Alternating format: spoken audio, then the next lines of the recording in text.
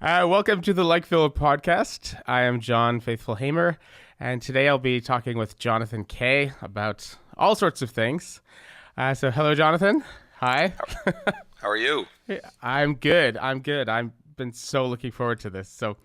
Um, I have a lot of specific questions to ask you about particular things that are happening in the news and particular issues, but the overarching thing that sort of it's all gonna fit into. So I'm gonna be like that plastics guy in The Graduate, like Yeah. the thing that it's gonna fit into is the whole idea of the conflict between networks and hierarchies. Because I look at your book, Among the Truthers, and I'm sure you've heard this many times in the last year or two, but that book was amazingly prophetic of the people that you were interviewing on the margins have taken over, okay, like to a large extent, right? So anyway, before I go on, can you talk a little bit about that book and about the ways in which it has proven prophetic inadvertently?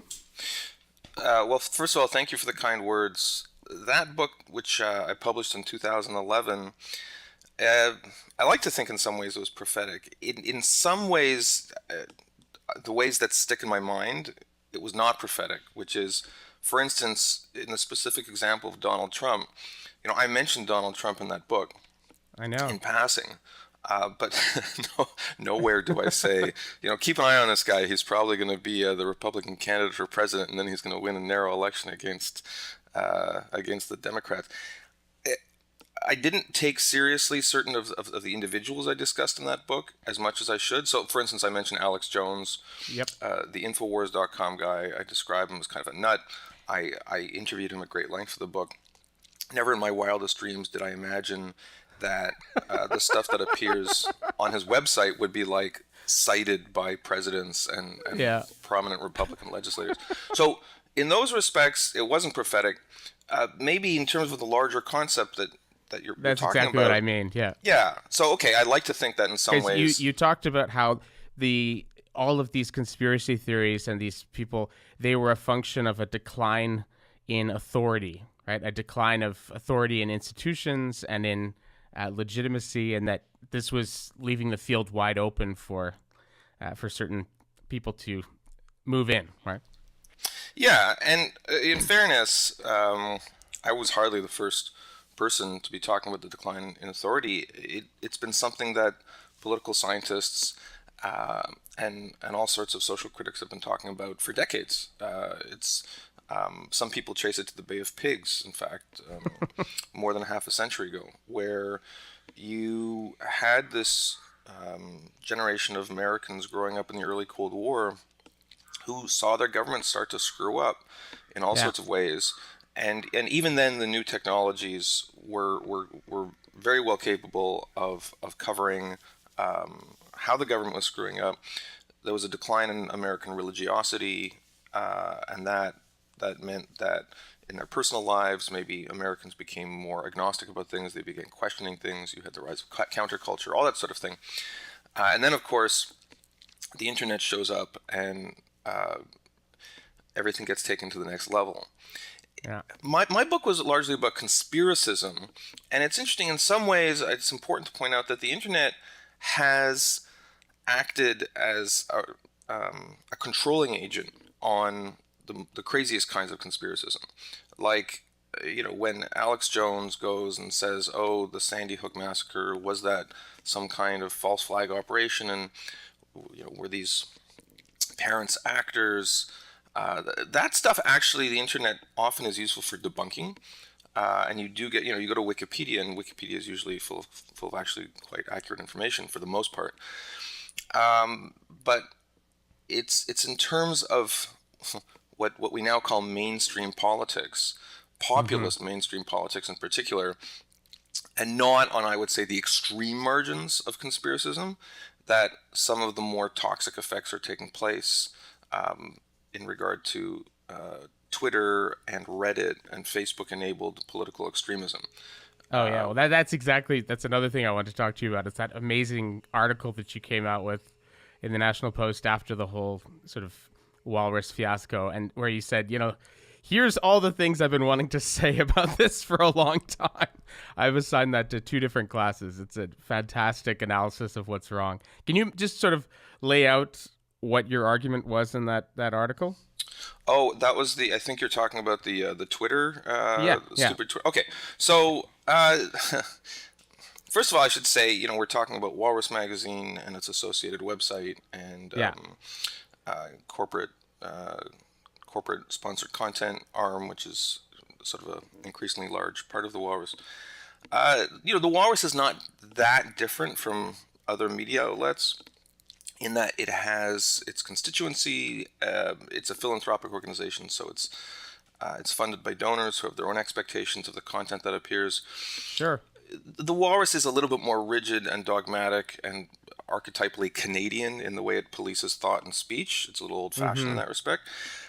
So I just want to, be clear that my critique of the Walrus probably would apply to a whole bunch of other publications. And I had my problems. Oh no, you made that very clear. Yeah, and I had my problems at the National Post to a much lesser extent, but I wasn't happy about some of the things that got published there about global warming, and when I'd get mad at people about, guys, global warming exists. It's anthropogenic global warming exists. We shouldn't be running articles in the Financial Post disputing that. People got mad at me, so people get mad at me wherever I go. It's the most I've ever seen people get mad at you was not over any of this stuff. It was over that article you wrote about fighting in hockey. Oh, and how you and your wife had just sat down when everybody got up and cheered when there was a fight. Yeah, I remember people wanted you. Oh, that was. I was a bad Canadian. I was and remain. That was the ugliest comments I've ever seen. Yeah. Way more than any other stuff was on that. People they were mad at the John. Yeah, go back to Turkmenistan. Yeah, exactly. Yeah, it was. So, okay, so so that said, that with that caveat, it's, that all media organizations, to a certain extent, with rare exceptions, are going to enforce some kind of orthodoxy. Sure. I think if it's the article we're talking about, I discussed several exacerbating facts about the current landscape, and especially as it exists on the left side of the political spectrum. And one of the exacerbating factors is that you have increasingly among young journalists, activists, academics, you have a group of people who have been taught extremely rigid ideas about identity politics, as we broadly call it, gender, sexuality, race, especially as it regards Indigenous issues in Canada. They have these incredibly strong dogmas that they feel, even if they don't believe them, they feel it's their duty to uphold them, and that they'll suffer. But they also have this extremely poor, insecure job market that they're going into. And employers are cutting back. Very few people are getting hired. You come onto a job at a magazine or a newspaper, activist organization, you might be there 18 months or 2 years. So your primary loyalty isn't necessarily to your employer, because you're probably going to be freelance in a couple of years, because a lot of these, universities are shedding tenure track positions. They're hiring staff, teachers who get taught, get paid $6,000 for a sessional contract. So instead, what's happening? People they deference to authority, to their employers, is breaking down. Instead, the people are rigidly protecting their own brands, especially online, and protecting your brand online. If you're in CanLit, Canadian literature, if you're, an assistant editor at a left-wing publication, it means that you're using the right hashtags, you're on board with, take your pick, Black Lives Matter, Idle No More, International Women's Day, whatever's coming down the pipe, whatever has a hashtag, you're on the right, dogmatically correct side of it. You're shunning writers or colleagues who have been denounced as heretics by the gatekeepers and inquisitors within the social media arm of your movement, and that's kind of how ideological conformity is enforced on both sides of the spectrum. Now, in Canada, we see primarily on the left, especially in the more rarefied quadrants, like, as I say, Canadian literature and journalism and that sort of thing.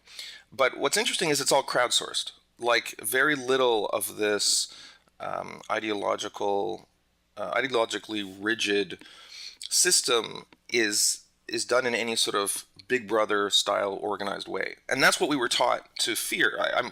I'm old enough. I'm in my 40s. When I was younger, and the first wave of political correctness hit in the late 80s and early 90s. Yeah, it was all about pushing back on speech codes, pushing back on university administrators and government that were trying to enforce speech codes. That's not really the big problem now. People are doing it to themselves. It's all done through crowdsourcing. At the Walrus, when someone went off note in terms of their political opinions, they didn't care what their boss said. They didn't care what I thought, or they didn't care what my boss thought. What they cared about was what the other 26-year-olds, the other 300 people who followed them on Twitter thought, because those people had the power to shun them. They had the power to, well, you're not coming to my book launch. Which sounds like a lame threat, but in this incestuous tiny pond world that these people inhabit, it's not a tiny threat. I've spoken to, since I left the Walrus, I've had this strange identity in the Canadian literary community that all these people, including some people who denounce me on social media, or used to at least, like they come to me now and like tell me their stories because they have this instinctive belief that I'm going to be horrified by their stories and give them, and they're right. Like I find the stories awful. It's like, oh my God, you have to leave that world and go deliver pizzas or something. Just whatever. do not remain an assistant professor, in creative writing. It's horrible. It's sucking out your soul. These people are terrible. And so I hear a lot of these stories, and it's pretty bad. And I'd say it's worse on the left now than it is on the right. But wait 5 years and it could shift. These things are seasonal. Yeah. So well, there's two things that what you're saying brings to mind. One of them is that what you've described is something that in sociology they called group polarization, which is they first noticed this on juries, and they noticed that you're a lawyer, you've probably heard of this. So group polarization is if you have a jury composed of people who share a number of basic assumptions, there's a natural tendency for the jury to move in the direction of the most extreme person on the jury, right? So it's very, very important, because if we all assume that a particular thing is true and a particular end is worthy, then the person who has the most ruthless way to get to that end, the most sort of easiest shortest distance between the 2 points, that person will hold sway. So I think part of what you're seeing in the Twitter universe with radicalization and political radicalization is just a function of group polarization. But there's also something else which you mentioned that I think is very, very fascinating. There was a book that came out, it's much hated now, but the 60s trashed it, but it came out in the 1950s, that sort of high watermark of American intellectual life and nonfiction, right in the mid 50s, by a guy historian named Stanley Elkins, and it was The Problem of Slavery and American Institutional Life. And he made this argument that the American Civil War wasn't necessary, that the big institutions could have worked it out, and they could have worked out a way to get rid of slavery without having this incredibly destructive civil war. And he says that the reason why you had the Civil War was because on both sides of the Mason-Dixon line, the anti-slavery activists on one side and the fire eaters on the southern side, these were, he says, men without connections. They were people who were not connected to established institutions, the large political parties, large denominations, large universities, and so on and so forth. And so because they were on the outside, and they didn't have the moderating influence that very often comes from being a part of something larger than yourself, a large institution, which means you have to, just check yourself, and you can't just say whatever you want. And they, in fact, because they were on the outside, it's very similar to what you were saying in that article, that they have a vested interest in taking the most extreme position possible. So William Lloyd Garrison, for instance, burned the American Constitution on July 4th and said, this is an agreement with the devil in hell. And this got him the equivalent of a lot of Twitter likes and Twitter retweets back in the 1830s and 1840s. But it was also incredibly damaging because those accounts of him doing this were spread in the South in newspapers, and they said, well, these people are complete monsters, right? And then they would just start sort of feeding on each other, much as we have right now, right? So do you see the interesting parallels there? Or? Yeah. First of all, by the way, I'm not an academic, so when people cite these, that sounds like a fascinating thesis, and I find it interesting. And I can't say I was familiar with it before you mentioned it. What I will say is that not all extremisms are rewarded. Like we think of Donald Trump as an extremist, and he is. I mean, to my mind, he's an extremist. But it's also important to remember that for every extremist like Donald Trump who was rewarded, there were like 1,000 others who people just dismissed. No one talks about, Pat Buchanan, who, well, people do talk about him a little bit, but his presidential runs, his platform wasn't that dissimilar to that of Trump. Not at all. But he didn't have the charisma. Nationalism, yeah. But he didn't. It wasn't his moment, and he didn't have Trump's sense of showmanship. So, he didn't really go anywhere. I think he won. He might have won New Hampshire one year, but that was it. Well, Neil Ferguson, in his new book, The Square and the Tower, he argues that Buchanan might have had a shot if there was Facebook. That actually, he says that in the same way that the Protestant Reformation is unthinkable without the printing press, and so no printing press, no Luther. He says no Facebook, no Trump. That the Trump was made possible by social media. I mean, what do you think about that? Well, instead of Luther, we might be talking about Hess if the printing press, because to be a Hessian was they fought wars over that sort of thing, and I think sure. There is a rough analogy there. However, I'm irredeemably Canadian, so I was trying to bring this back to Canada. And one thing that I do notice, especially here in Canada, is that political sentiments that I regard as fairly extreme or radical, they really only get taken seriously if they are seen as addressing some sort of acute social problem. And one of the reasons Trump is taken seriously is that there are people, not all of them are maniacs, there are people who say, hey, look, there's all these horrible problems like the opioid epidemic and unemployment and underemployment among the sort of people we imagine as being core Trump supporters, and no one took it seriously, but Trump took it seriously. Yep. The analogous phenomenon on the other side of the spectrum here in Canada is that you have people, with some validity, saying, hey, look, there's all these people, there's people of color, there's indigenous people who've been completely ignored by the system, they've been ignored by the media, and now they're making their voices heard, and we have to take them seriously, which is true. But then what happens is sometimes people who purport to represent those constituencies say or do things which are I regard as completely beyond the pale, or which seem to be extremist, and those things. But by that time, you have this crowdsourced constituency that's been created on social media for these people, for these ideas, and then no one wants to call these ideas out, even when they've clearly gone nuts. Yeah. An example, Black Lives Matter. I think a lot of people regard Black Lives Matter as a necessary movement, pushing back against things like police brutality. And I know a lot of conscientious people, including me, who supported them. And then here in Toronto, where I live, a little while back, you had this very dramatic Black Lives Matter moment during the Pride Parade, when they delayed the parade by about half an hour, with some demands that a lot of people thought were a little bit over the top. And like the police were not allowed to, gay police officers were not allowed to march in the parade. Yeah. That was so absurd. It was my God. I thought it was absurd. It was stupid and it was dumb and it was melodramatic. But I there mean, was think also about Stonewall, right? I mean, wait, think about how far we've come from Stonewall, but I don't where want the to. police were, yeah, But I don't want to beat up on Black Lives Matter thing. What yeah, I thought was interesting was that so many people. I was then working at Walrus Magazine. Privately, they would say, "This is ridiculous. This is insane. What the hell are they doing?"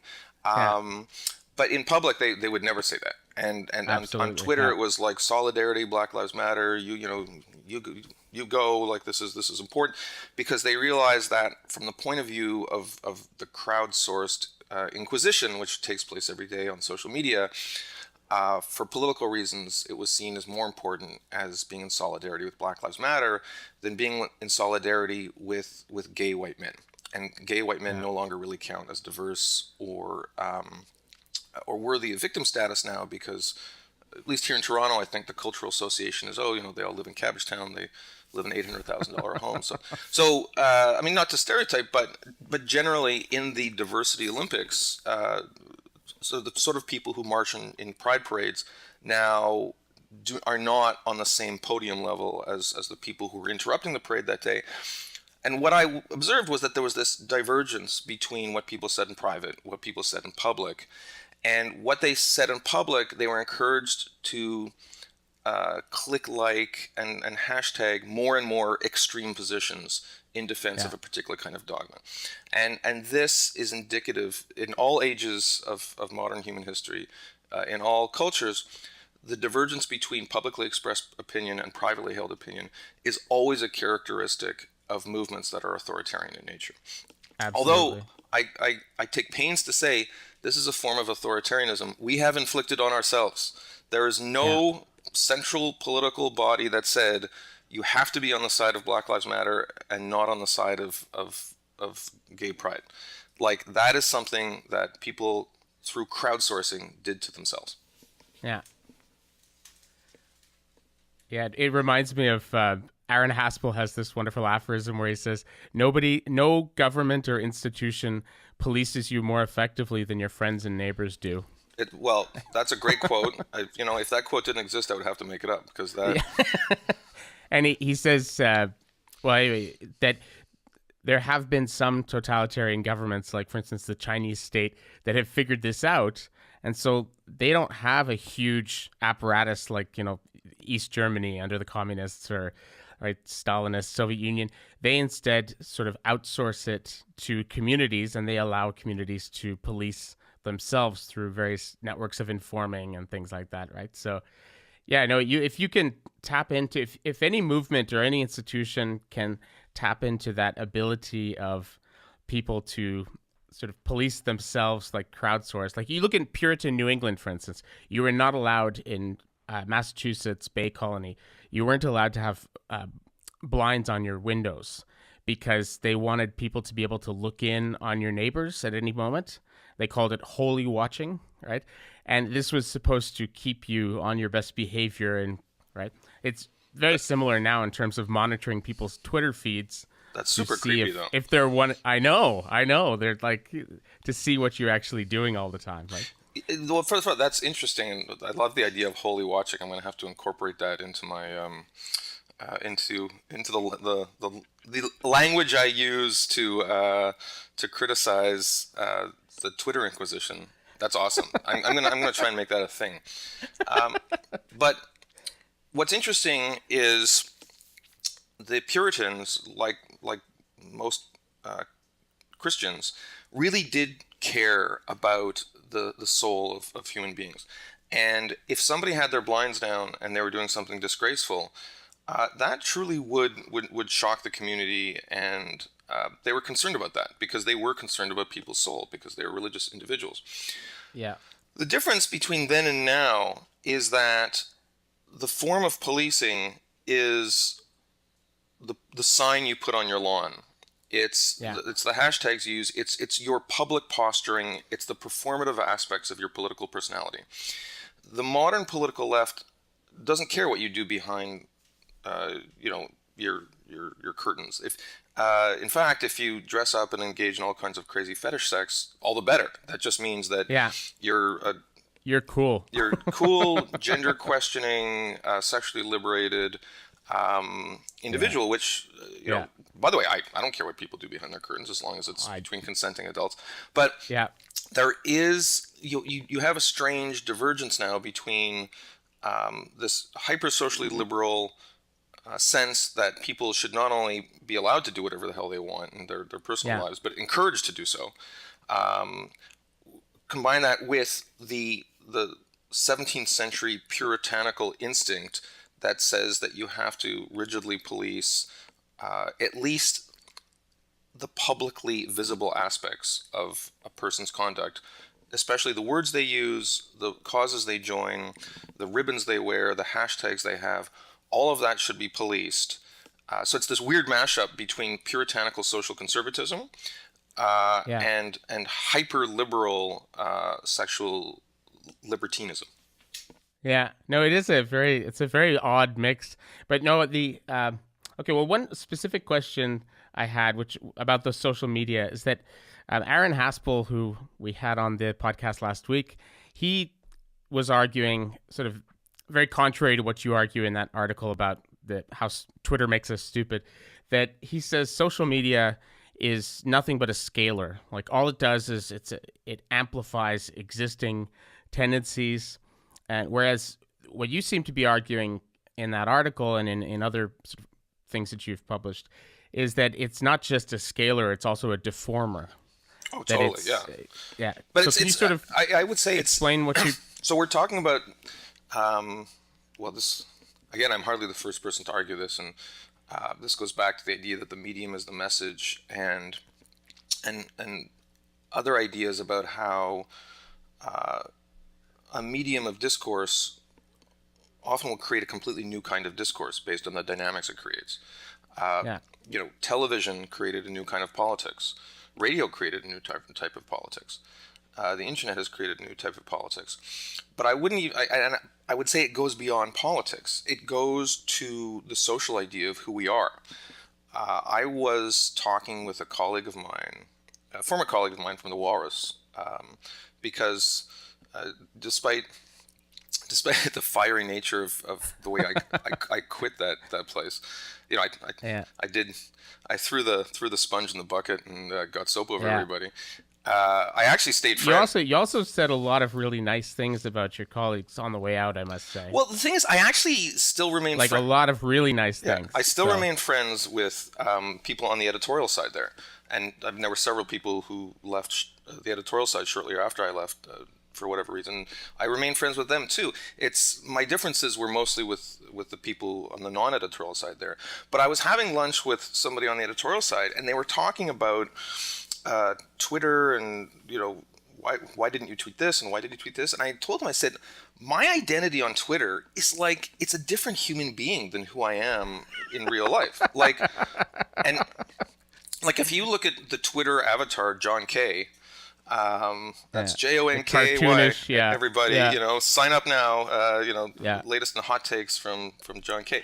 It's if you knew me my whole life and you didn't have a computer and you'd never been on social media and you just you knew me from board gaming circles or you knew me from family reunions or you were my third cousin and you just knew me socially, you would see some passing resemblance between Twitter John Kay and real life John Kay, but they are different human beings. Like if the technology existed to create a life form and to inform that life form's brain, you just fed up my Twitter feed, you would get this you'd get this human that was like very different from who I am. And the same is true of my Facebook identity. Like if you go to my Facebook page, I don't know, you and I are Facebook friends. Yeah. You'll see this like, oh, John Kay, he's a good parent. Oh, he takes his family on vacations. Oh, look, he eats food. He has a house. Oh, look, he has a car. He's doing normal, carbon-based Homo sapiens things. Like on Facebook, because my kids are on it. I'm not as disciplined as I should be. Sometimes I drop F-bombs and stuff. But on Facebook, I'm this like warm and cuddly family man who does silly, funny things. And on Twitter, I'm this sort of acid-tongued, pie-throwing, mischievous, guy who sort of delights in taunting political tribes. That's sort of my Twitter thing. Yeah. But in real life, I'm some of both. but I'm also just, there's elements of my real life that have no manifestation on social media because it's not appropriate to be on social media for a lot of the parts of my life that are private. So this goes back to something we were talking about before, which is that in all totalitarian societies and totalitarian movements, there's a destruction of the private sphere, and that there is no private sphere because the public manifestation of who you are should be a window into your soul. So if you're a communist, everything you say, everything you do, even the way you conduct your family life, it should represent good communist values or good Catholic values or good woke progressive anti-racist values or whatever. I mean, that's why you go to these sites like Everyday Feminism. They're completely obsessed with the dating habits of people, because if you're a white middle-class person, they want you to be dating a disabled black transgender person just to prove that you're a good member of the movement. Hey man, the personal is political. Right. And so in all authoritarian or totalitarian tinged movements, I don't want to say these movements are totalitarian. They don't run concentration camps. It's very important. But they have a totalitarian underpinning to the way they view the world and the way they treat heretics. There is always an instinctive desire to destroy the barrier between the private and the personal. Even in Israel, the socialist kibbutznik movement, they took the kids away from the parents and they tried to raise the kids communally, because they're all of these movements are suspicious of the bourgeois values that parents pass down to the kids. So, and of course the parents rebel against that because it's not natural. So I rebel against that in the sense that I completely reject the idea that, like, on Twitter, that is who we are. My Twitter personality is a public projection of who I am. And the reason I tweet is just professional to a certain extent, because most of my articles that I write commercially, it's some editor who comes at me and says, hey, give me 800-word version of that thing you just tweeted. If I stop tweeting, I would probably have to go back to becoming a tax lawyer or an engineer or something, because God forbid. Well, you know what? Eventually, I'm probably going to do it. Engineering in particular. Really? Oh, wow. I love science. A lot of my writing now, some of the stuff I don't tweet about is about artificial intelligence and engineering, which is my true passion. I mean, I do 6 or 12 or 18 months from now, I will probably give up Twitter and being a pundit and go back to being a scientist or something, because everything gets old, and Twitter is it's fun, and the last year especially has been a riot, and I've gotten a lot of new followers and stuff. But eventually you have to move on, and eventually I will move on from this. Yeah. Well, that's interesting. I didn't know you had I thought I knew all your interests, but I didn't know about the artificial intelligence interest. So have you by any chance read Yuval Harari's latest book, the Israeli philosopher historian? It's called Homo Deus. So I haven't read it, but I've read heard of it, I guess? So many reviews about it, so many reviews of it, and so many essays that, like, I can fake having read it, because it came out was it 2 years ago or something?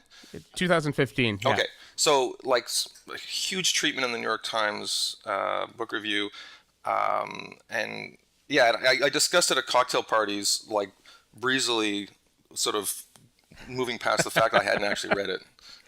Yeah, I've assigned it to one of my classes this semester. I'm teaching on it. It's an absolutely fantastic book.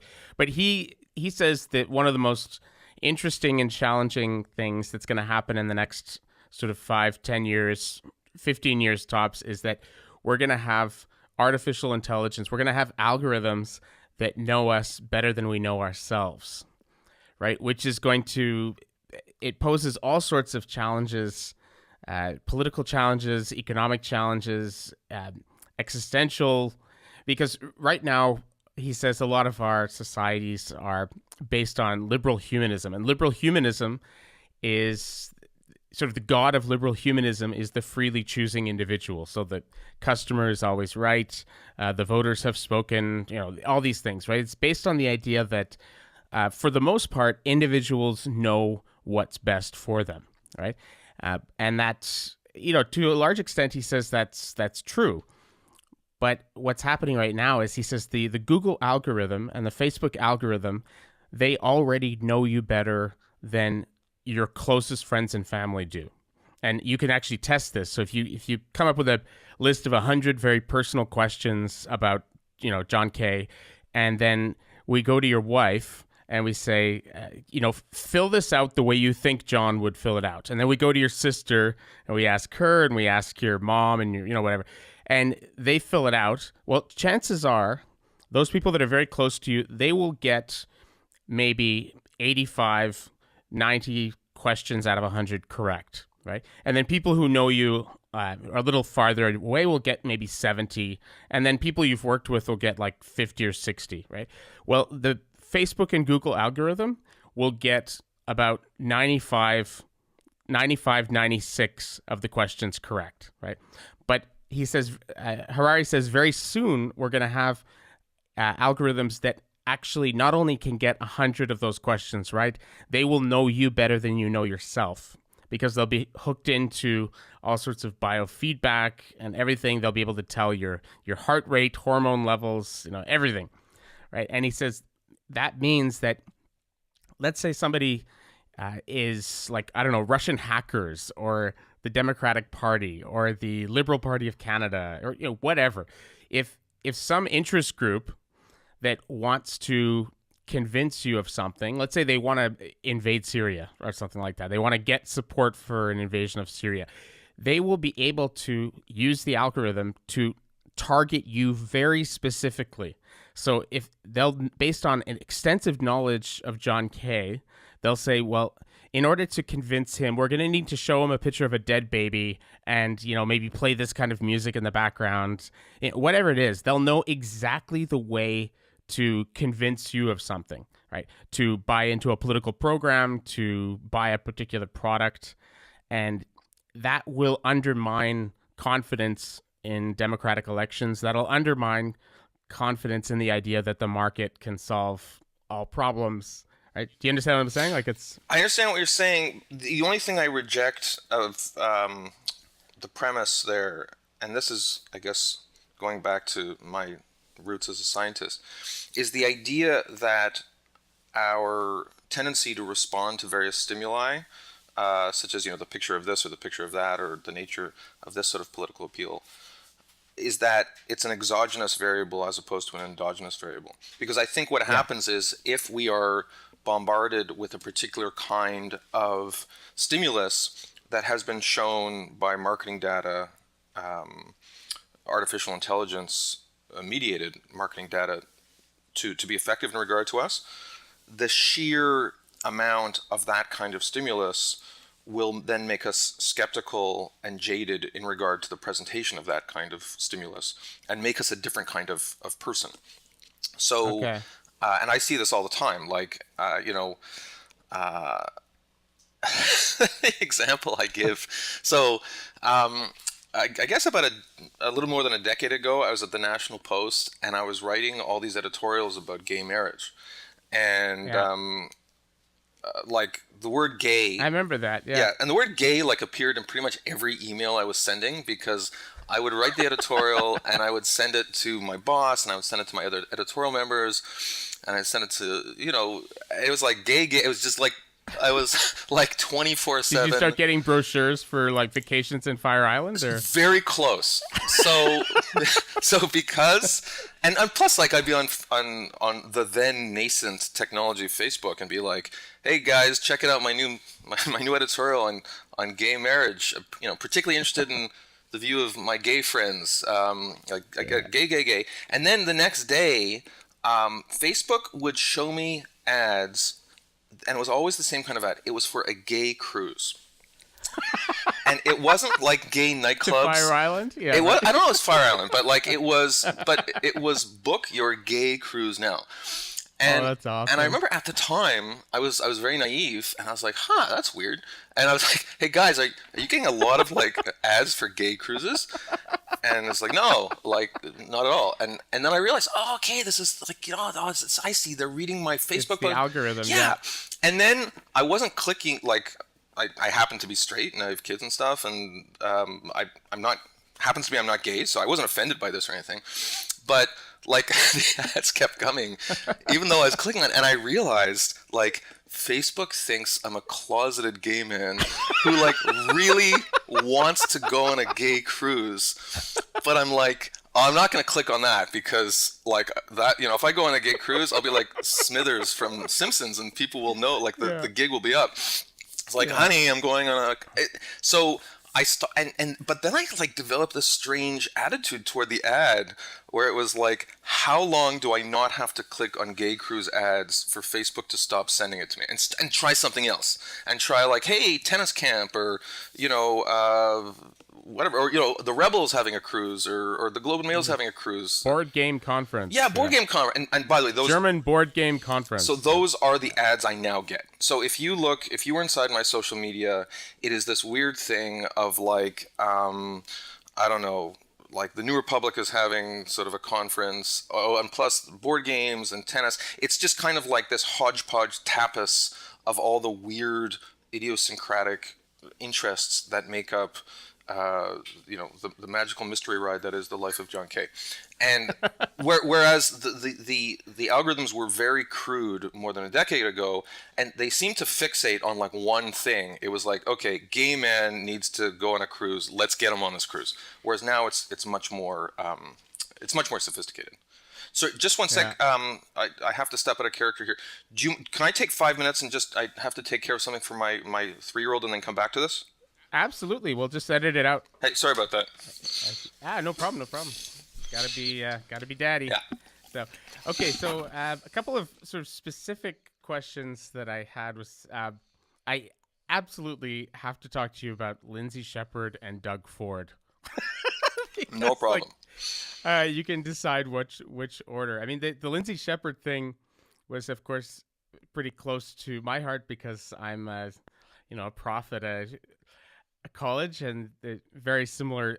When I heard that scandal and when I heard that tape, my immediate thought was, this is the writing on the wall, because this could happen where I teach, this could happen where my wife teaches, there could be Lindsay Shepherds in so many different institutions, because what happened there, I've seen it happen in lots of Canadian institutions. So it's just sort of amazing that in this situation, they didn't get away with it, right? So I've met Lindsay Shepherd.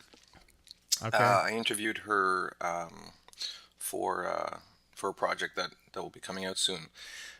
She's very impressive, regardless of what you think of her politics. Sure. I think the experience has radicalized her, and if you follow her on social media, you'll see that her own politics are very much a work in progress, and who knows, like 5 years from now, who knows if she's going to be a political candidate, or she's going to be a university professor, or she's going to be an accountant. Like, I have no idea. Yeah. She's very young. We forget how young undergraduates are.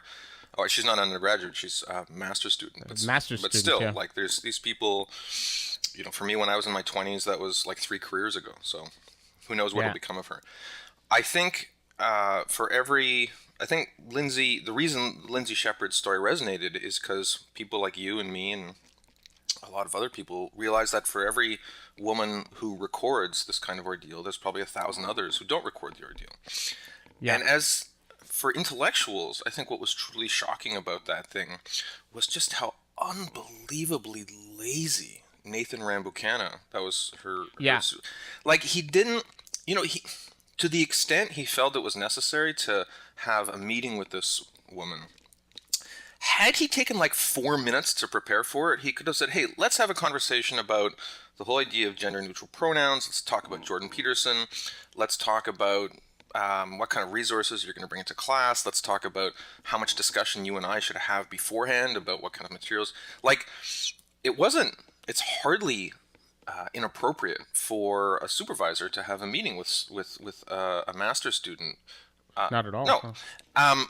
But instead, he took the time to organize the meeting. He clearly wanted it to intimidate this woman. And then when pushed to justify why he was doing it, like, the first thing he plucked from his back pocket was, like, Hitler.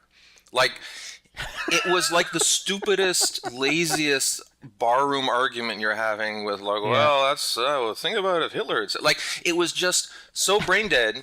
And the reason he felt entitled to do that is because, from an intellectual point of view, I think he exists in a world where there's just no competition. There's no checks and balances.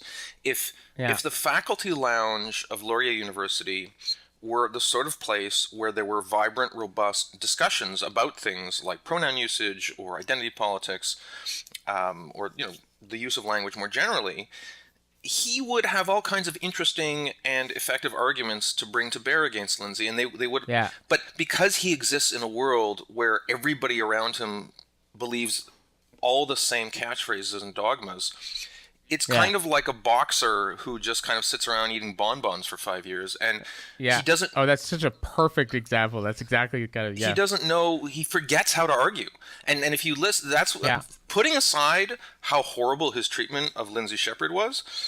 Like, the biggest tragedy of that recording is that this is a person who is paid to think and teach and be an intellectual, and he's completely forgotten how to be an intellectual. Like, he's just he doesn't even know how to be an intelligent dogmatist. Right. Like, because if you think about, like, a friend of mine when he was in rabbinical college, like, they would ask you to take opposite positions, and you sit there and you argue over like a passage in the Torah, and you try, and the Jesuits did the same thing, right? Like, you try and become as effective as possible at pushing forward your position, whereas what's happened with those people is it's exactly the opposite. Well, right? the whole I mean, there's a whole language that's grown up around that. I mean, the idiom we use, the devil's advocate, grows exactly out of that tradition you're describing.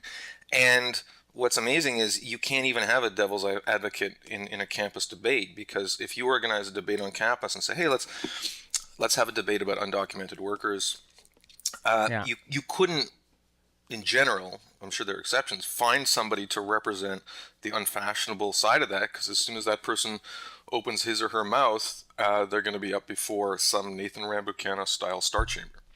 So I feel sorry, this sounds like a rhetorical device, but I do feel sorry for a guy like Nathan Rambukkana, whose professional intellectual brain clearly has just been rotted by disuse in an environment where he's surrounded by people who mouth unthinkingly the same dogmas about identity politics.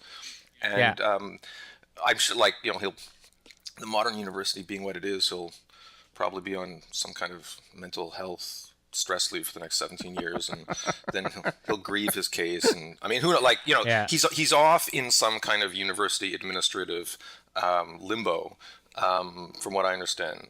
But that's almost beside the point, because whatever creative intellectual engine he had in his brain to produce ideas and scholarship is clearly dead. And that scenario we saw with Lindsay Shepherd, as much as she was the one crying and he was the one acting like a jerk, she's the person who has her life in front of her, and whether she's a communist in 5 years from now, or she's got her own right-wing podcast, or whatever she's doing in 5 years from now, her brain is at least a work in progress, and she's thinking of new ideas, and she's a smart person who you want to sit next to at a dinner party, as opposed to some dogmatist bully who has to use the power of a Star Chamber to get his way against somebody half his age. Yeah. Well, it's interesting you said that about her political evolution, because one thing I've noticed again and again, you can see this with Brett Weinstein, you can see that with Lindsay Shepherd, that when they get mobbed by these sort of far-left progressives, there's lots of liberals, sort of moderates like you and I, who privately send a message saying, oh, we really support you, but publicly either say nothing or sometimes even participate in the sort of, yes, you suck, right? Like, and when it's actually people on the center right who are, farther right, who actually come forward and will publicly defend them. Oh, yeah. And so that has this weird effect where, I mean, Brett Weinstein told me this when the whole thing happened, right? The big, with him and his wife. And he said, there's all these people that I've been friends with for decades who privately sent us messages saying we're really sorry, but publicly didn't say anything. And meanwhile, we have Tucker Carlson saying, come on the show, I'm going to shine a light on this ugly injustice. So I think to some extent, the fact that people like Lindsay Shepherd end up drifting rightward is because those are the only people who are willing to actually defend them. So there's a kind of conversation that I've been having with people. I've been on the other side of this conversation over the last year or so, where somebody who's in CanLit will come to me, and I know why they're coming to me, because they've been mobbed, or on Twitter I can tell that there's basically an inquisition going against them because Yeah. someone they dated 5 years ago alleged something, and by the way, I don't know the truth of what the underlying allegations are, and Sure. and they could Sure. and the allegations could be true. I have no idea. They since they haven't had due process, no one knows one way or the other. So I'm always very careful to obey boundaries around these things. But the conversations often start the same way, where they'll say, "My name is XYZ, and just so you know, I'm someone who said some horrible critical things about you on Twitter," and then they'll start reciting all the things they said about me on Twitter, because they're saying, well, I just want to confess, because if you Google me, you'll see that I said these horrible things about you, but I now realize that. But they'll go on and start reading all these tweets, and after 5 minutes, I'm like, dude, I don't care. Just whatever. Let's. Yeah. Do you think I even noticed? Right. Yeah. So. Do you think I have nothing better to do? And often, by the way, I should say that I didn't notice, because it could be like an assistant prof of modern languages at some place, and not to take away from who they are, but it could be someone with 300 followers, and they went on some rant because I took the wrong position on cultural appropriation from their point of view. Yeah. And in their because that rant got 17 likes, it was one of the biggest professional moments in their life. But I might not have noticed it.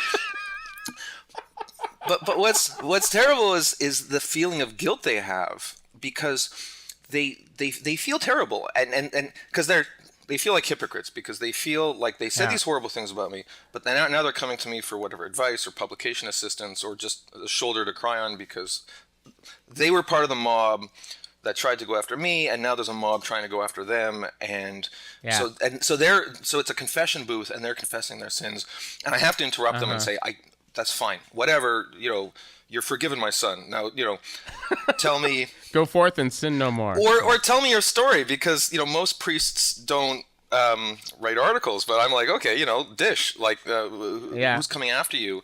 But they're racked with guilt on both ends. They're racked with guilt because their social circle, their professional circle, maybe people they brush elbows with when they're reaching for the creamer in the getting coffee in the faculty lounge, these people aren't talking to them because of some controversy or something they are alleged to have said or done, and now they're suffering the same fate that they, as former mob members, meted out on other people. So they not only feel estranged and ostracized and ignored and shamed by their former friends and peers, they also feel hypocritical and regretful for having been part of a mob in the past. Yeah. And then there's this awkward transformation. And emotionally, they're often betwixt and between, because part of them wants to be accepted back by the community that rejected them. They want, and sometimes, by the way, you do see these cringing Soviet-style apologies. So this happened, UBC Accountable, for listeners, just thumbnail snapshot. When there was a mob came after Stephen Galloway, he was completely mistreated by University of British Columbia, even though UBC's own investigation exonerated him of the most serious charge against him. And then there were these people, such as Margaret Atwood and Michael Ondaatje, signed this petition that said, called UBC Accountable, saying we want due process for Stephen Galloway, for the novelist Stephen Galloway. And then there was this counter attack of writers, including one or two that Canadians might have actually heard of, who said, this is horrible, this petition is horrible, because just by asking for due process for this guy who committed all sorts of thought crimes, that in itself is victimizing women, and the people who signed this due process petition, you're horrible people. And some of the people who signed the original due process petition then felt the need to write these cringing, horrible Soviet show trial style confessions and apologies, which is just the most horrible and disgusting thing I've ever read in Canadian Oh, arts and letters. it's terrible. Because Yeah. they're written as this sort of confessional boilerplate, and it really does reek of the 1930s. It Yeah. and it reeks of this personal insecurity of like, these people, everything they have in terms of their social and professional capital, they feel is bound up in this toxic, incestuous cult called Canlit, and they feel rejected by it. And now, if they were forced to say black is white and white is black and up is down and down is up, if that's what they had to say in order to get back into the cult, they would say that. Yeah. And it's sad, and several people have done it. And these are people who then ask us to be taken. They then want to be taken seriously as intellectuals. And how can you take them seriously as intellectuals when they've written this? I mean, they're, from my point of view, their literary soul has already been sold, so they're done. Yeah. No, that's very true. The okay, just to pivot here to Doug Ford. I mean, what is going on with that? I mean, I know you wrote a very beautiful piece, like in championing the cause of another candidate for the conservative leadership, but Christine Elliott. Doug Ford won. Yeah. So Doug Ford won. That was very good, by the way. That was Thank you. Very nice piece. But I I especially like what you said about how, because I don't know how many guys could totally relate to that when you said that when your daughter was sick, your wife, even though she's the one with the 9 to 5, she went to the hospital with her and was, 9 to 5, 9 to 9. She's that these hardwired kind of gender norms, wherever they come from, they're very real, and we can't act as if they're not there, right? Can we just pause to acknowledge the thought crime we've just committed by suggesting that there are differences between the genders when we all know that they're complete social constructs?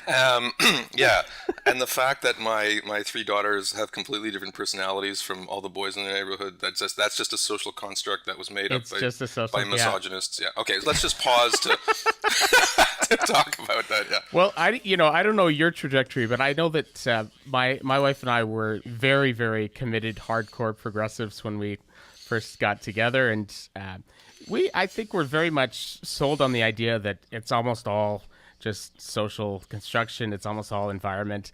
But I remember when she was pregnant with our first, when we were living in Baltimore, and she just completely changed her mind about a lot of that stuff. She's like, wow, there's some very serious biological imperatives.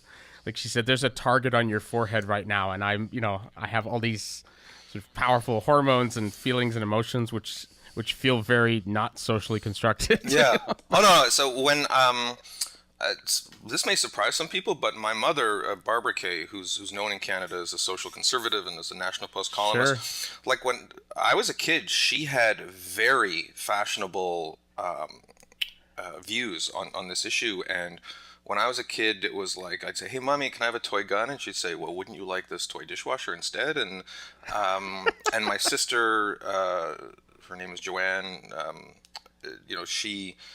it was the opposite, right? Like my sister would say, oh, can I have this Barbie doll? And she'd say, well, don't you want G.I. Joe instead? Because women can be soldiers. Like my family was very much steeped in that.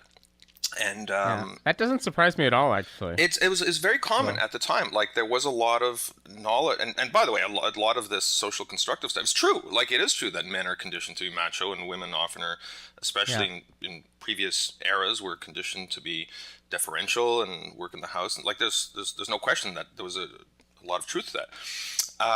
And then it didn't work, right? Because biologically I was a boy and my sister was a girl, and even though she ended up being a much better athlete than me, and in many respects is a more natural leader and assertive and has a lot of stereotypical male qualities, at the end of the day she was a female and I was male, and I learned that with my own kids, and I have 3 girls, and if anybody tells I have 2 boys. Okay, so if anybody tells me like, oh, all the gender differences are constructed, I just immediately call bullshit on that, and and I don't even listen. If you don't have kids and you're talking about this crap, like I don't even listen to you.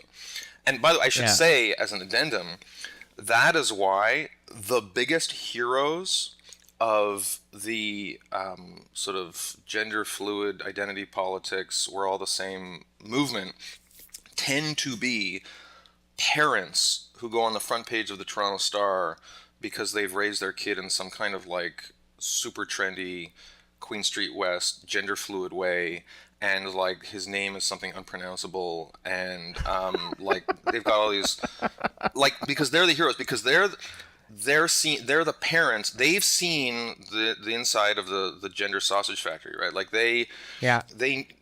and even they as parents have rejected it and have bought into some kind of like Ryerson gender studies cult about how we're all the same, and have even picked names and have organized their home life and have had a special arrangement with the school where, you know, our kid is uncategorizable because what is gender?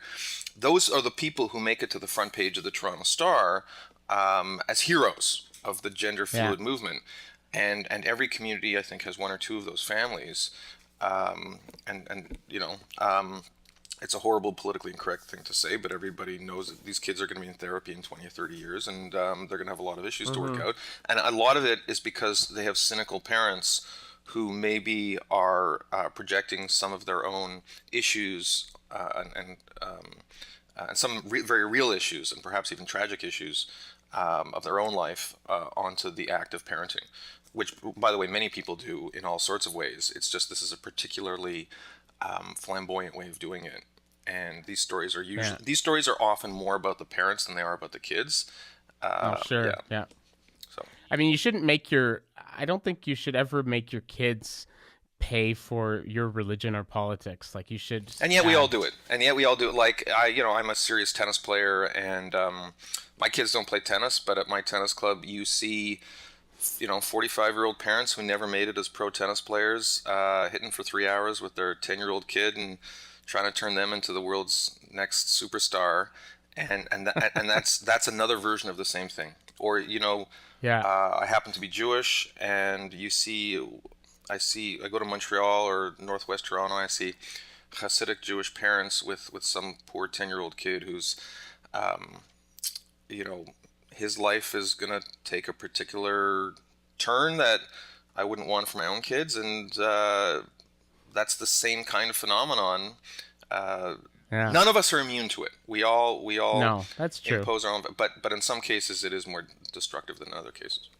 Yeah, I try and check it as much as possible, and try and say, well, am I doing this because I think it's best for my kid, or am I doing this because I think it'll make me look cool to other parents? Right. Yeah, and by the way, and that's a really you should ask yourself that a lot. Yes. Like that's especially if you are kind of more a public person, and so you care to some extent, like what other people think in the community about you. You should really ask the question, I can't remember which article. Oh, it was the one you did on sledding in the Walrus years ago, where you had this hilarious thing where you talked about how you and your sister back in the day, your dad would work on Jeeps and your mom would read, and that you and your sister would go and play until somebody was crying. Yeah. Or somebody was frozen.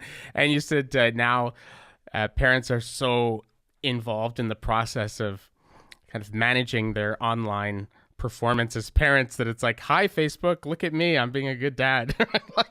And it's tobogganing. That's a big difference. Yeah. Right? So by the way, so you said sledding. I thought you said slutting.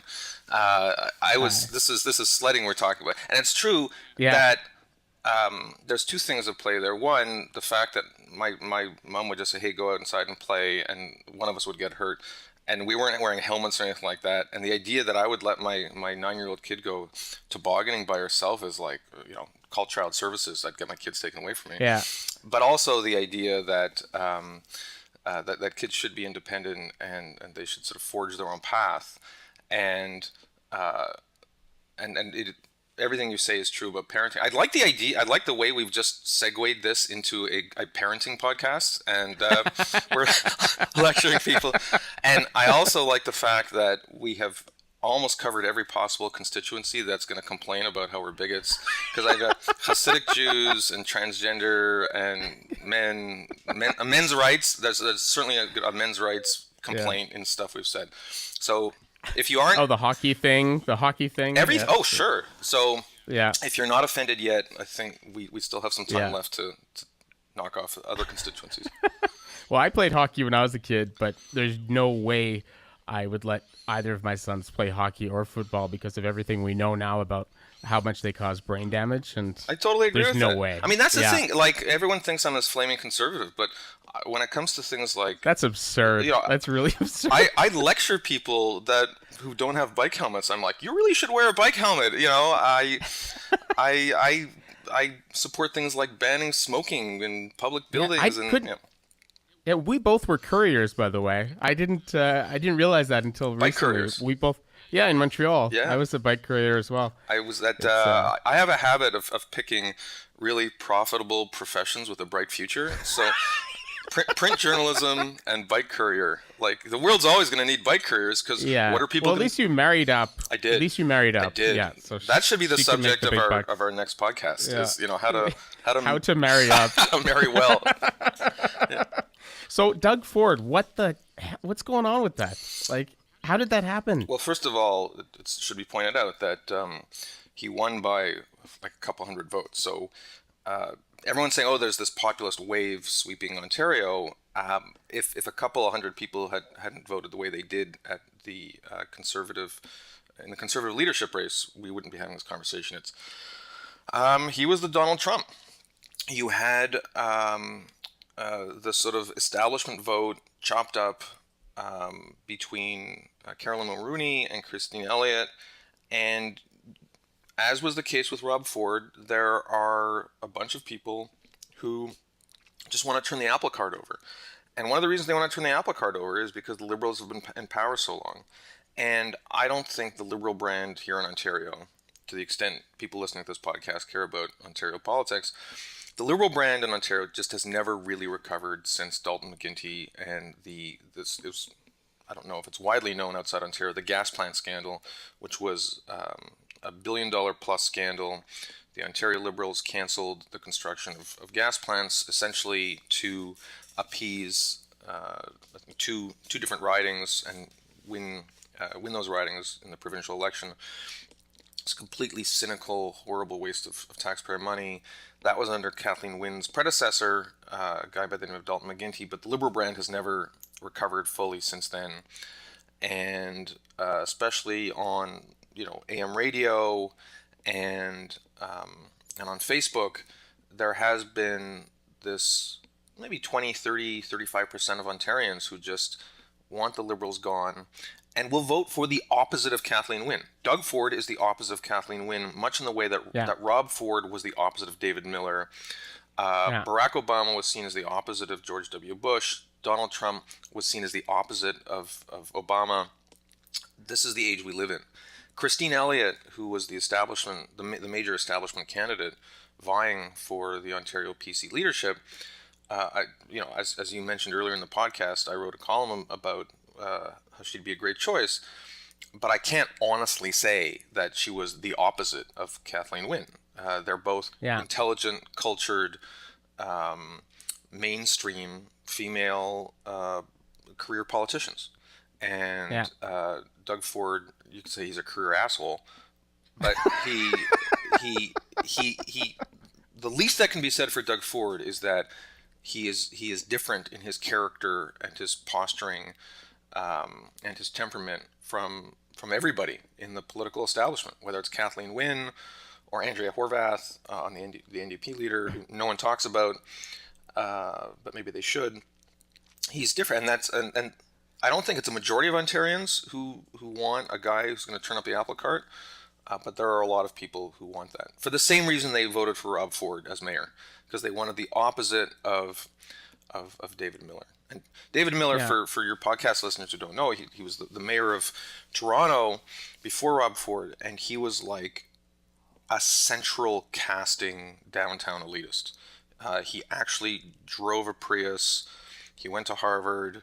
I think he blow dried his hair every day, which there's nothing wrong with that, but it fit into like the 17-part stereotype people had of an elitist who represented things that they didn't like everything from bike lanes to spending city money on la-di-da cultural festivals and that sort of thing. And you had a revolt from the suburbs. They kicked David Miller, his guy by the name of Smitherman was the heir to the progressive legacy at City Hall. They voted him down, put Rob Ford in, and now it looks like they're probably going to do the same thing on a provincial level with Doug Ford. Okay. And the last person I wanted to ask you about, of course, sort of ties right back to the beginning, was how do you think Justin Trudeau is doing? I mean, I know you've had a very kind of mixed, very, very mixed sort of emotions about Trudeau from the beginning. It's been a roller and coaster. all the way through. It's been an emotional roller coaster.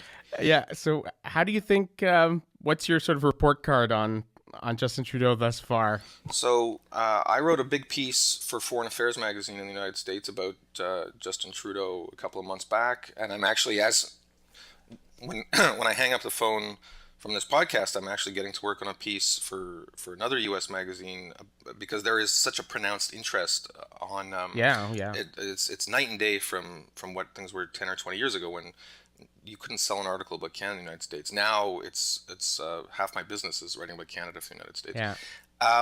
What I wrote in that Foreign Affairs article remains true. This is a guy who's gotten the big things right. And the biggest thing there is trade. And he's managed Trump magnificently on trade. Income inequality. The highest marginal tax rate in Canada is now 52%. It's one of the reasons that income inequality isn't as out of control as it is in some parts of the world. On the big issues, he's gotten everything right. And the tragedy of Canadian politics is that the big issues are often reported on page 7. And on page 1, we have this picture of Trudeau and his family looking like an idiot, like they're dressed for a Hindu bar mitzvah every day. And so, to a certain extent, I think Trudeau deserves some of the bad press he's gotten because he made some dumb decisions. And not just about the Indian ship. There's some other, I won't bore listeners, but there's some smaller issues that he really shot himself in the foot unnecessarily. But at the same time, if he had misplayed the trade file and he had angered Trump and he had gratuitously played to his left-wing base by posturing as the anti-Trump, and Trump said, okay, well, screw you, 30% tariffs across the board, Canada would be in a depression right now. And so, and I'd like to see him get more credit for that, but I'd also like to see a more disciplined style of leadership. This Indian trip thing was completely avoidable. It was just sloppiness on the part of the government. Yeah.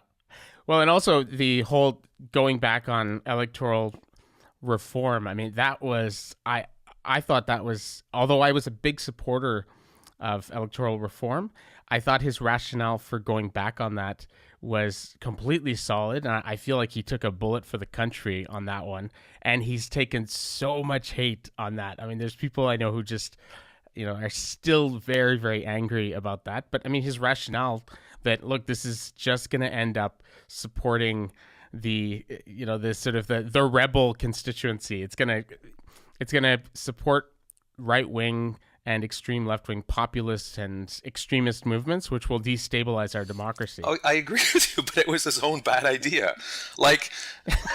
So you're giving Trudeau credit for renouncing an idea that was terrible in the first place. And so the idea, his electoral reform idea came out of, you can kind of see what the logic was. The logic was, you've got all these young voters who are energized by the NDP and maybe the Green Party, and those parties, for obvious reasons, support more of a proportional representation style system because it would allow them to get more seats in Parliament. And so the Liberals wanted to co-opt that, and it worked to a certain extent because Trudeau got elected, and that issue became less of a rally point for the hard left. And then Trudeau just cynically said, that was a pretty stupid idea. Of course it was a stupid idea. It was a stupid idea that the Liberals embraced for crass partisan electoral reasons. And I guess I'm glad. Isn't there a more charitable? No, I mean, because I have friends and former students who work for CSIS and things like that, and the impression I get from people who work in intelligence is they say, you say a lot of things when you're campaigning and when you're outside of power, but when you get into power, sort of like Obama, after the election, and they say okay, we're going to sit you down and tell you, here's all the stuff that is not made public. Here's all the terrorist attacks that didn't happen. Here's all the, and once they get all that information, I think it has a very sort of chastening effect on whoever's in power. You're suddenly like, wow, So I didn't realize how dangerous the world actually was. So you know what you sound like? Do you know what you sound like? You sound like I'm going to tell you what you sound like. You sound like these apologists for Donald Trump. Who, Donald Trump said, "I want to build a wall. It's going to be a beautiful wall. It's going to be 1,000 feet high. It's going to be like the wall of ice from Westeros in Song of Ice and Fire." But then he becomes elected. And people are like, "Oh, building a wall is going to be really hard, and you're going to have to take away land from landowners in Texas and stuff." And then Trump scratches his head and says, "Okay, I didn't realize building a wall was going to be so hard." And okay, so that's what the Trump apologists say. But in this case, I don't buy the argument, because it's not like there's some secret information about what it would take to change our electoral system. Like if Obama had said, "Hey, if you elect me, I'm going to get rid of the Electoral College," which would be, of course, extremely difficult because it's in the Constitution. And then he got into power, he'd say, "Oh, you know what? It turns out it's going to be really hard." Like, Psych. no one would buy that. They'd realize it was total bullshit. Whereas, and that's exactly what happened with Trudeau and electoral reform. There was no envelope from CSIS. There was no wall. It was a political promise he made to get elected. He got elected. It was inconvenient, and he said, "I'm not going to do that." And he paid a price, and he should pay a price. It was a completely cynical political maneuver. Now, all politicians do cynical political maneuvers, but I'm glad he paid a price for it, because it was cynical. That said, there are larger issues in Canadian politics, which, as I said, I think for the most part he's gotten right. And I'm glad he didn't move to more of a proportional representation style system, because I think it would have been disastrous. And countries that have it, like Italy and Israel, pay a huge price for it. I mean, one of the reasons... chaotic. Yeah, They're now, chaotic. This is not a subject for this podcast, where we solve the Middle Eastern dispute between Jews and Palestinians, but I've always argued that the major reasons that Israel has not figured out a way to dismantle outlying West Bank settlements is because of the screwed up nature of their political system, which gives a huge voice to crazy extremists, because it's a proportional representation style system. I'm not arguing that Canada would suddenly start, expropriating American land or something like that in a West Bank. Yeah. If we had a PR style system, but I think there are all sorts of cautionary tales from all around the world about how proportional representation can lead to bad results. And one of the best parts of the Canadian system is that we have governments that have strong majority mandates, and we don't get locked in a system where you're doing favors for fringe political parties, with the result that you have you don't have a clear articulation of the public will into policy. I think in Canada, if government gets voted into power, they're able to create their policies, and it's one of the reasons that our system isn't screwed up the way the U.S. system is. Yeah.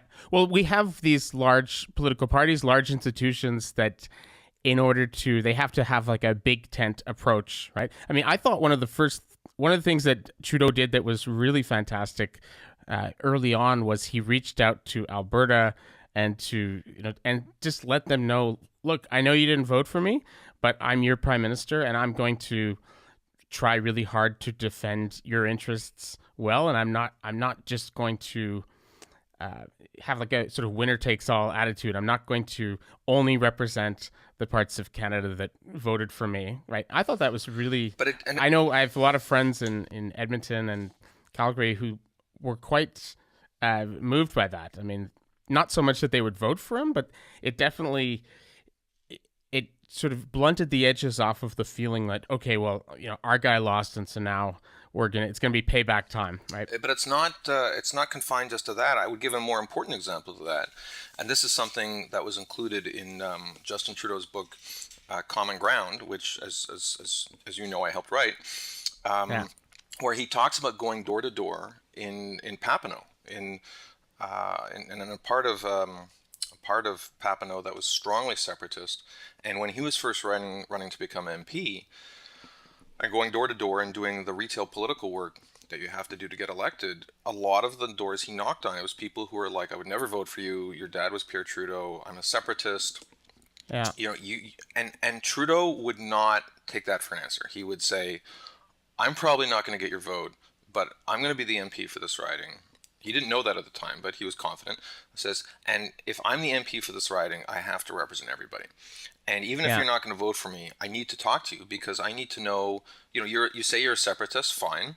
Tell me why you're a separatist. What are the parts about this confederation that you don't like? What are the policies you don't like? And so from his first days as a federal politician, Justin Trudeau made it his business to listen to people who weren't part of his core supporters, and in fact, people he knew were never going to vote for him. It's one of his best qualities. I think Justin Trudeau is a fundamentally good person. He has blind spots like everybody does, and sometimes the people he surrounds himself with make bad decisions, as is the case with all politicians. I'm inclined to give him the benefit of the doubt on a lot of things. And I think what you identify in regards to Western Canada, what I've observed in Quebec, Yeah. I'm a Quebecer at heart. I'm from Quebec. I know. I think it's admirable, and I do want to see Justin Trudeau succeed. Okay, just to make sure that we piss off absolutely everybody, I have one more question, which is, uh, both you have expressed something which myself and many of my friends have noticed as well, which that there's a difference between NPR in the States and CBC radio, and that NPR, although they tend to sort of overlap heavily on politics in terms of their positions, NPR tends to give you this huge amount of variety, like a lot of different kinds of stories. Whereas CBC Radio, although I love it, and I have a lot of friends that work. I have one of my very good friends works as a producer on The Current, and I like it, but it does seem to be the same three stories all the time, and you sort of a couple 20 seconds in, exactly what the narrative is going to be and what the here ends the lesson, right? You Yeah. know how the sermon is going to go. So Yeah. what is going on there? What is the problem? Um, I don't know. Like, part of it is that CBC. Well, I guess I do know. I always start with, "Oh, I don't know," but let me correct the record. I know exactly what the problem. Okay. NPR is an amazing national radio service, and I'm not. You can't even call it a radio service because the vast majority of the programming is delivered by local stations under the NPR brand. Yeah. But if you look at the sum of what they produce, it's utterly fantastic, and I only Yeah. wish Canada had if I were the dictator in Canada, I would get rid of Yeah. CBC television tomorrow, invest all the money in radio, and just give them links to NPR podcasts like Planet Money and All Things Considered and Morning Edition, and say, Yeah. make Exactly. radio like this, you idiots. Yeah. Yeah. And that would be my only Because we have the talent. We have we the have the talent. talent. So Yeah. the biggest problem is NPR, for all its amazingness, doesn't see itself as the conscience and the soul of the United States. And that's an Ah. amazing gift, because the people who work at NPR, and I know a lot of them, they go to work every day and say, I'm going to make journalism. I'm going to make great world-class journalism. I have the resources and the training and the colleagues to do it. I'm just going to make fantastic stories. And they do. They make such great stories that I listen to them instead of CBC. And at CBC, you also have smart, dedicated, intelligent people, but I think many of them go and say, what are the lessons and the stories and the politics and the postures that Canadians, as a matter of their identity, their core identity, and their political soul, what are the lessons they need to learn? What are the shibboleths that need to be promulgated? Ah. And So once it's a piety it's a problem. piety problem, and once you go down that road, you're screwed, because Yeah. you've turned yourself into a priest. And this is the problem with the Walrus, is that once from day one when I went to the Walrus, it was drummed into me that more than a journalist, you're a sort of priest, and that Yeah. your responsibility is to shepherd the flock into the correct political and cultural direction, and lead them away from temptation.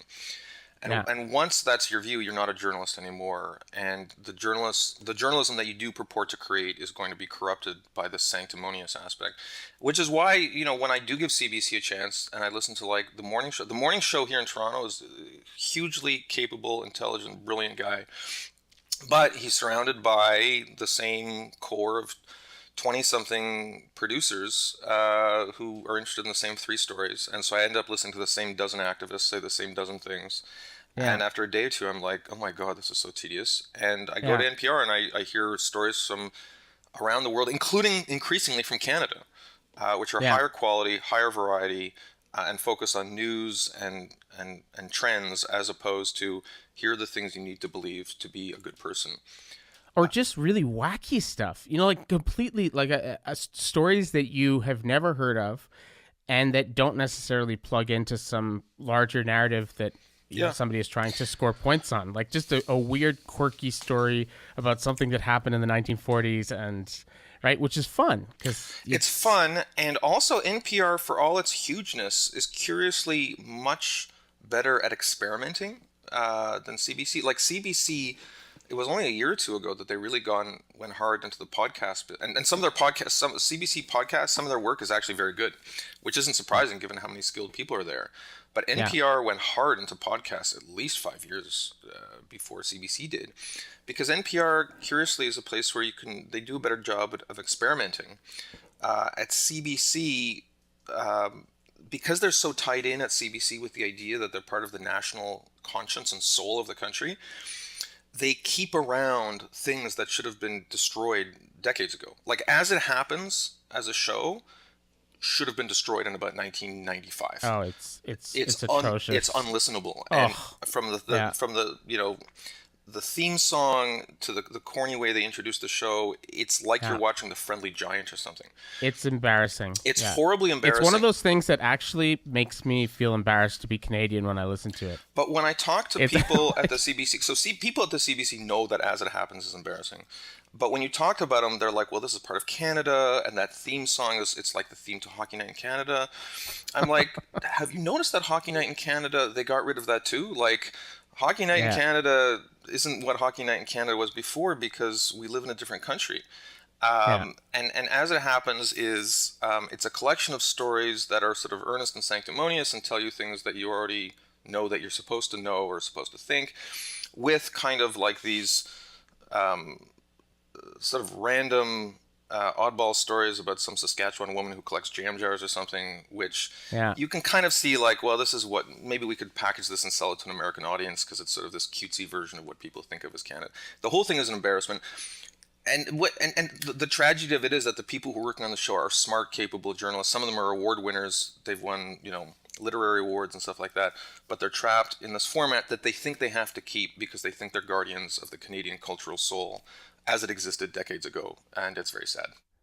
Yeah. Well, there's also specific instances where I can see how this piety that you're talking about actually ends up being like counterproductive, and it supports people like Ezra Levant and the rebel. So to give you an example, there was you probably remember, just I think it was a year or two ago, there was a Syrian refugee recent sort of guest to Canada, and he was in Edmonton, I believe it was, and he was I guess inappropriately touching or young girls at some like a water park in a mall or something like that. Yeah. Yeah, and so he got caught, and immediately the CBC, they were so afraid of sort of stoking the fires of Islamophobia that they didn't announce the fact that he was a sort of a Syrian refugee and a Muslim, because they said, well, we don't want to in any way inflame passions, against Syrian refugees or, Islamophobia. And, those are both very, on the face of it, those are noble things, and definitely journalistic ethics is a serious thing. You have to think about what the effect of, yelling fire in a crowded theater and all that, right? But the end result was, because they didn't do that, of course, the information was going to come out, and it came out first through the rebel, and now this increases subscriptions, and people are sending more money to Ezra Levant, and they're like, and he's saying, I'm the only one that will tell you the truth about what's going on. So in the attempt to be sort of to censor themselves and to be more pious, they paradoxically end up supporting the other side, right? You know what I'm saying? Like and I think this plays out in all kinds of ways. It's the reason that Donald Trump, when he was campaigning, and to this day, he talks about political correctness all the time. And the term political correctness is abused constantly by the right side of the spectrum, I should say. Yeah. Sometimes someone will say something horribly racist and disgusting, and he'll get called out for it, and someone will say, "Oh, so you're all politically correct." And you're like, "No, I'm not politically correct. I just don't think you should be able to say that, like, Hispanics are all criminals and they should." Like, sometimes the term, and so I want to, be very careful that when people talk about political correctness, they're often being apologists for genuine racism. However, and there's the added thing that sometimes being politically correct in certain contexts is itself a form of political correctness. So it's sort of like when you talked about going to that to the barber shop you go to, and how they have like the porn mags on the and nobody actually looks at them because it would just lead to frustration or boredom. But they're there to sort of mark this out as a male space, as a badge, yeah. And by the way, the feminists can't get you here, kind of thing. I would like to be very careful to say I go to this hairdresser despite the fact they have porn mags, not because that's very clear. But and it is true that the function of the magazines there, it's like saying everywhere else is politically correct, but we're not politically correct here. Yeah. That said. Yeah. But there's a reason, there's a market for that, and Trump was a master of that. Is saying, I'm not politically correct, and he also invites people to define political correctness according to their own wishes. Because if you ask most people, what does it mean to be politically correct? They will say, political correctness means you're not allowed to say X, where X is the thing that they believe. So if you're a men's rights guy, you're going to define political correctness as not being able to say your own laundry list of complaints about feminist culture.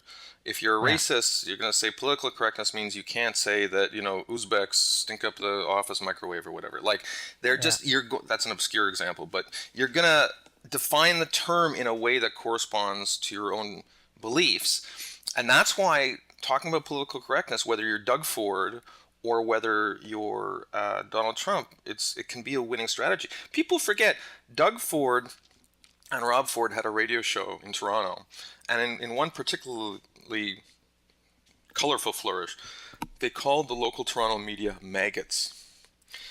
They didn't go into great detail about why they were maggots, but every single person listening to that described the word maggot in their own view. It's like, oh yeah, they're a maggot because they won't talk about, the fact that kids at my high school are smoking drugs, or they're maggots because they won't talk about the Syrians, or they're maggots because they won't talk about, how Quebecers are always imposing their political will in Canada. Like, there are a million different grievance subcultures in Canadian politics, and some of the more masterful political operatives in the country are the ones who use generalized terms and generalized constructs to feed into all those little subcultures at once. Because you can't cater to all the subcultures at once. There's too many. What you do is you create this construct of, I'm going to drain the swamp, I'm going to end the gravy train. I think that's what Rob Ford said. You guys are maggots, political correct. These generalized terms. It's almost like one of those really good jokes where you can insert like Newfies, Irish. Right. You can insert any like sort of group in there, and the joke works fine, right? Like, and that's what populist politicians do, because they want to capture as many populist subcultures as possible, and political correctness has become a golden ticket to being able to do so. Yeah.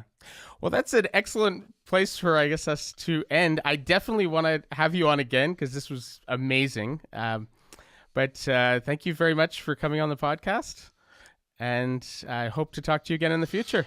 Thank you. It felt like kind of a lot of random ranting on my part, but... No, it wasn't random, actually. It wasn't random. That's the world we live in. All right. Thank you so much. We'll talk soon. All right. Take care. Bye. Bye.